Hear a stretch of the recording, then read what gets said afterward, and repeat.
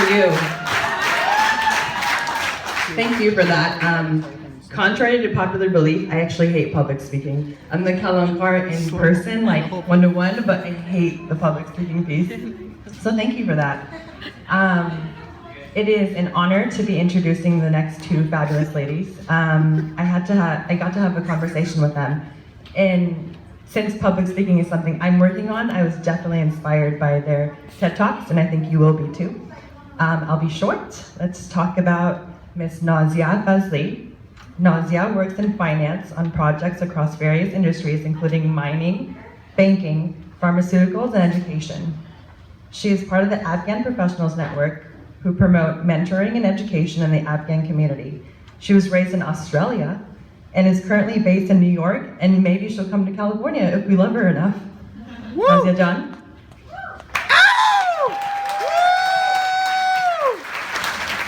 Thank you, Ms. Najon.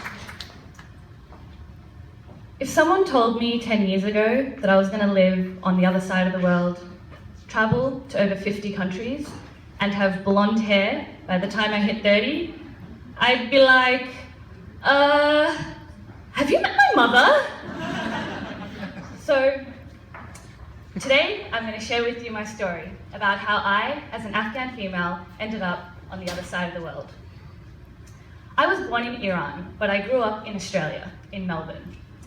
I had a standard Afghan lifestyle in Australia. Your ordinary, run-of-the-mill, go to your sister's house, or go to school, then come home, go to your sister's house, go to your cousin's house, go to your cousin's sister's house, you know the drill.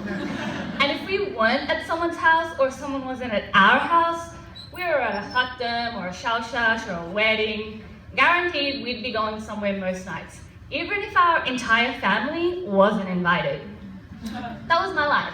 And you know what? I was okay with that because that's all I knew.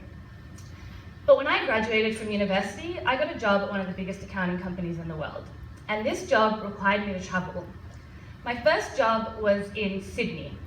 When I told my dad I needed to go to Sydney, which was a 1-hour flight from Melbourne, he was like, "Great, I'll come with you." I was like, "Dad, you can't come with me. This is a work trip. I have to go with my colleagues. I need to go by myself." He looks at me and he's like, "You want to go to Sydney alone?" At this point in my life, I had never spent a night outside of home. So I thought, yep, he's gonna kill me. But he actually ended up approving. I don't know how, but he approved. So I went to Sydney, and then to Brisbane, and then to Perth, each trip being longer than the previous one. Then the overseas travel started. I worked in Hong Kong, Thailand, Japan, even Pakistan, and my life changed so much. I suddenly had exposure to the rest of the world, different cities, cultures, religions. I ate different food, spoke different languages, but the best part was that I met some of the most amazing people. The people you encounter in your life and those you surround yourself with play a huge part in shaping who you become. I learned that you should never judge anyone until you truly know them, no matter what their beliefs or opinions. So I ended up spending about 4 months in Hong Kong, and I came home and I realized that Australia, my beautiful Australia, the bubble I grew up in, was such a small part of the rest of the world. But at this point, I had crossed a lot of boundaries and the community was asking a lot of questions. What kind of job is this? How can a single girl be away from home? And where did she get those shoes? So my mom's response to all this, she was like, "You want to keep traveling? Get married. You want to see Rome and see the Colosseum? Get married. You want to figure out how to back up your iPhone? I don't care, Nazieh, just get married." My parents' solution to any problem I had at that point in my life was to get married. So I realized that as Afghans, we grow up with so much support from our family, which is a beautiful part of our culture. But it's also a bit of a hindrance, especially if you're a girl. You end up going for the support of your family straight to the support of your husband and his family. And you never really know if you can actually stand on your own 2 feet.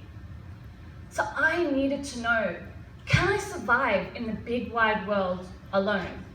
Am I capable of supporting myself financially, emotionally, mentally, without the support of someone else? Am I capable of being independent? So with those questions in mind, I decided to move to London. I had no job, no plan, and no clue what I was doing.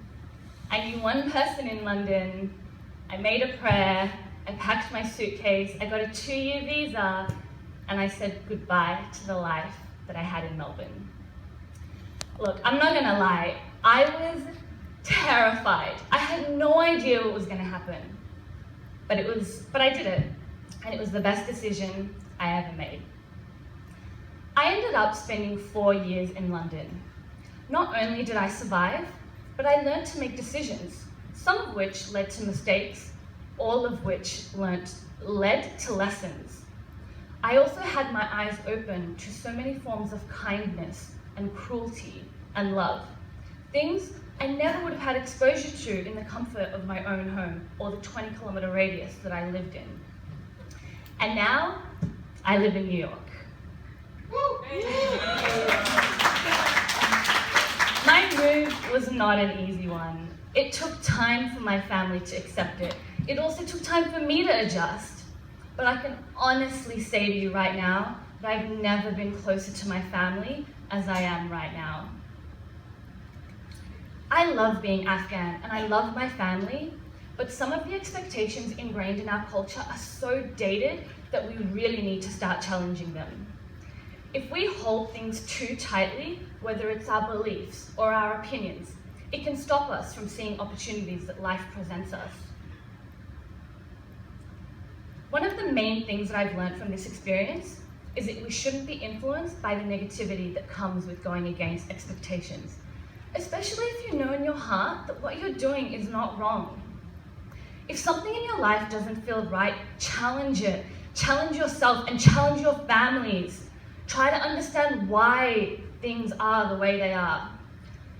Understanding what underpins these expectations can help us determine things that may no longer make sense for us today.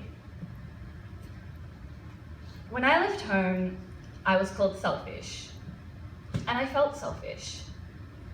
When I left London, I was called brave.